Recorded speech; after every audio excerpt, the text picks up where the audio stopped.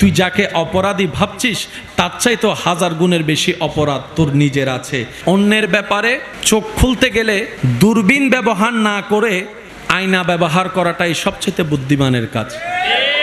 আপনার মন চাইবে দূরবীন দিয়ে দেখতে সামনের জনের দোষ, কাপড়ের দোষ, হাঁটার দোষ, বলার দোষ, চরিত্রের দোষ, শব্দের দোষ, উচ্চারণের দোষ। সাথে সাথে আপনি কি করবেন? একটা আয়না বের করে তাকাবেন। আয়নাতে আর তাকে দেখা যাবে না, আপনার নিজের চেহারা নিজের সামনে দেখা যাবে। কথা বলেন ঠিক কিনা? যখন আপনি নিজের চেহারা আয়নাতে নিজে দেখা শুরু করবেন, আর অন্যের দোষ খোঁজার সাহস আপনার হবে না।